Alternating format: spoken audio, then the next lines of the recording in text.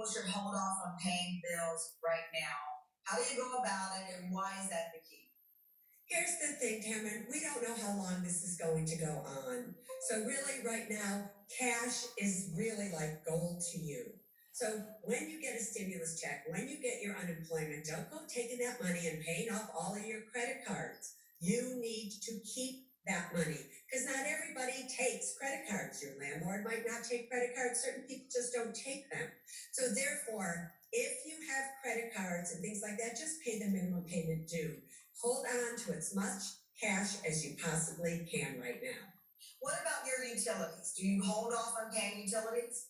No, but I'll tell you what you do is you pick up the phone and you call them because most of the major utility companies will say, oh, it's all right. You can go for 2 months and not pay. It's all right. You can just pay the minimum payment due. They are willing to work with you, but you have to be willing to have the courage to pick up the phone and say, could you please help me? So many financial institutions right now are helping people. It's not even funny, but you don't know that they're helping you because you're not reaching out to them. So get on the phone, don't be ashamed, make that call and find out what kind of grace period you can have.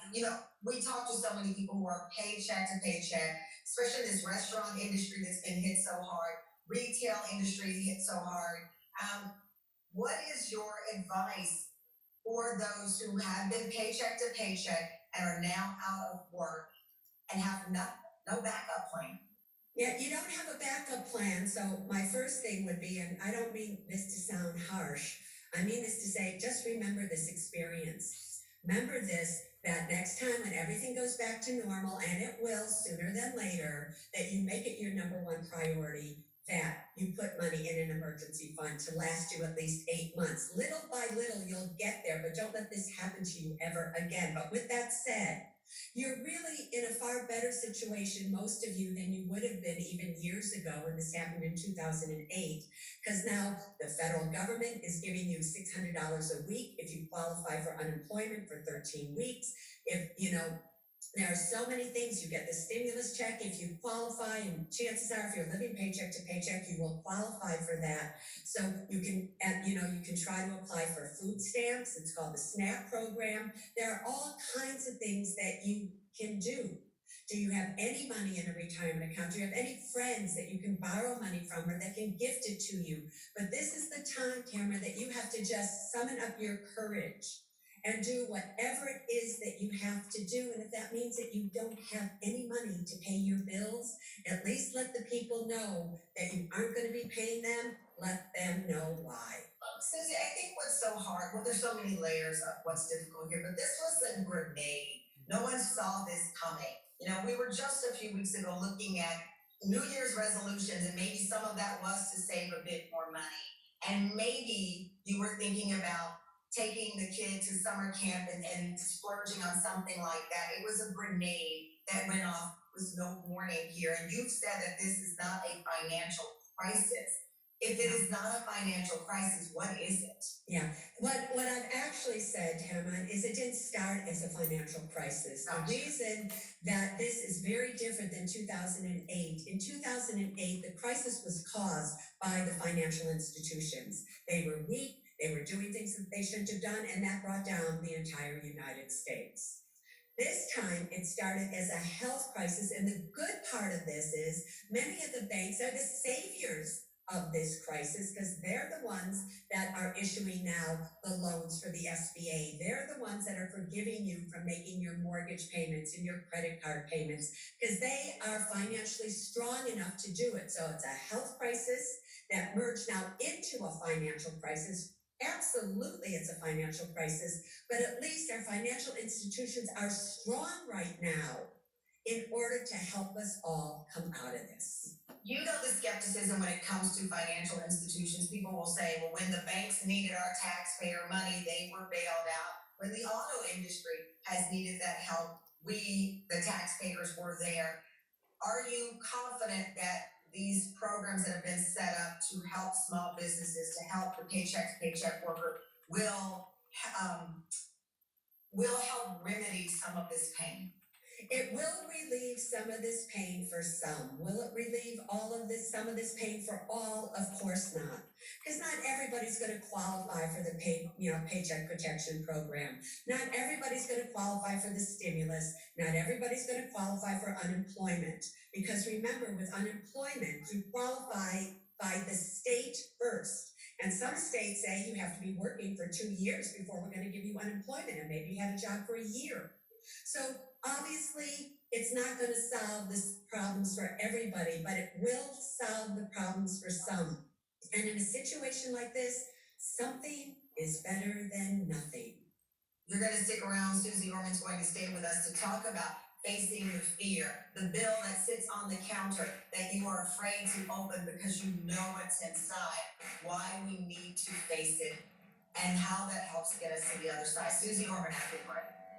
We're still here with Suze Orman. And Suze, we've been talking about the first bit of advice that you gave, which was don't pay your bills. You cite credit cards, for example, but I want you to break it down for us by specifics here. First up, credit cards. Is now the time to max out the credit cards? I have to tell you, whoever thought Suze Orman would be saying this, but yes, now is the time for you. If you have no money, you have no other choice, and you're lucky enough to have available credit limit on your credit cards, this is the time that you pay for food at the grocery store. You put gasoline in your car to get to possibly a food bank or the grocery store or wherever you're allowed to go today. This is the time that you put it on your credit card and you pay the minimum payments due. But with that said, you call your credit card company and you ask them, could you please lower my interest rate to 0%, so that you're not being penalized for paying only the minimum payment due. So those are the things sometimes when you have nothing, you have to resort to. You talked about if you had the power to change one thing about the financial industry, it has to do with credit cards. What is that thing? Yeah, it actually has to do with credit cards as well as any financial institution and credit scores. I wish we could have an absolute mandate that all interest rates that you are paying on anything go down to 0%, as I just mentioned a few seconds ago. I also wish that we were able to freeze everybody's FICO or credit score right here and right now as to what they were before all of this happened. Because the worst thing that can happen to somebody is they're not making payments. They can't make payments. They were always making payments. They have a high FICO score, which is your credit score.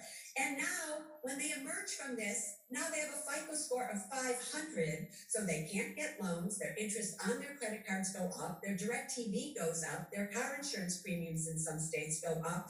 And now a landlord won't even rent to them. So those are the things that I really wish could protect everybody, and that somebody would just say, we are going to do this. That would be an incredible reset in a sense, just going back to where we were before this and giving people that opportunity not to end up taking so many steps back. It would be incredible. I think that's a phenomenal idea when it comes to the credit score. What about mortgage payments? You know, in mortgage payments, the federal government has stepped in and said that if you have a Fannie Mae or a Freddie Mac mortgage, a federal mortgage, you can postpone your mortgage payments, but not all mortgage payments are federal mortgage payments. But here's what's fabulous. So many major banks and mortgage companies, credit unions, all of them, if you simply, like I said before, have the courage to pick up the phone and call them, they are, not all of them, but they are postponing your mortgage payment so that you can go 2 or 3 months. Now, the sad part is some of them are letting you go 2 or 3 months without a payment, but then 3 months from now, they're saying, but $5,000, you have to pay me all the 4th month, 100%. Wow. So where are you going to get that money? However, maybe that's the time that you need for your unemployment check to come in, for your stimulus to come in. And maybe you can plan for that by putting the $600 a week that the government is going to be giving you for 13 weeks. That could be put aside, and maybe that is your mortgage payment in full for, 3 months from now that you owe. But at least ask them, because many of them are just saying they're going to add it to the back end of your loan. What about car loans? I've been seeing so many commercials from car companies offering these great rates in this crisis, but what if you already have the car and you got the car loan? Yeah, well, first of all, this isn't the time for you to be buying a car right now, no matter what. This is not the time that you go out and you buy anything. Do you hear me? A piece of property, a new car, nothing. This is the time that you save every single penny that you can.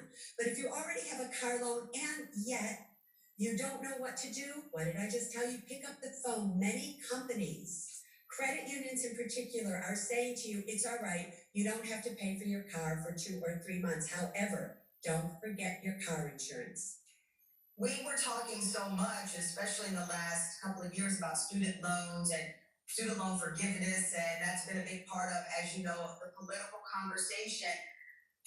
You know, so much of this, as you said, Susie, is about facing the fear. I remember going and leaving college, having so much student loan debt, being afraid to answer the phone because I owed on my student loans, being afraid to open the mail because I knew that I was just starting out making $11,000 in my first TV job and I didn't have the money to pay my student loans. Thankfully, I've been able to do that and finish those off over time. But you say for people who still owe, face that.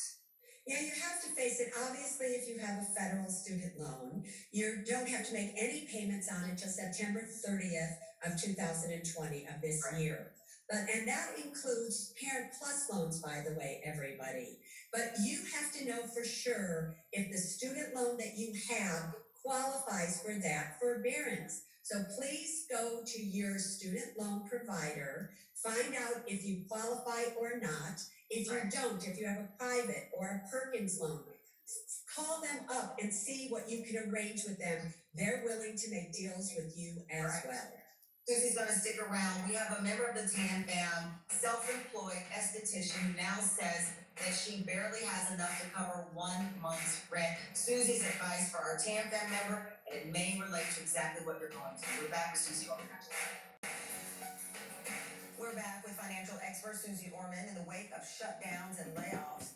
I've been hearing from our TAM fam members, and many of you are worried about how you're going to pay your bills, keep your homes, and put food on the table. Ryan Williams, an esthetician in California, has been forced to close her beauty business. She says the stress of financial uncertainty is literally making her sick. Take a look. It is midnight. I find it really kind of hard to fall asleep. It's like making me feel sick. If I feel like I'm in a bad movie. I've been a licensed esthetician for 11 years. The last 6 years working as a sole proprietor, I've actually built up such an amazing clientele where I'm seeing between like 20 to 30 women a week. Over here near where my business is, the grocery stores are open, but all the other businesses like mine are closed with the doors locked. I've just been avoiding opening my bills up all week because it's just like too stressful. I just never thought I'd be having to go through my closet to figure out how to pay one of my bills. That these things are materials. I know I'll be able to replace it one day. I just gotta do what I gotta do. I mean, I'm in full survival mode. So about an hour ago, the president announced that we're gonna have another 30 days of social distancing, which most of us knew that that's to be expected. You know, we saw that coming, but it's like the reality of, I feel like my business and my livelihood is now like in critical condition, and it just feels really scary. I felt at the same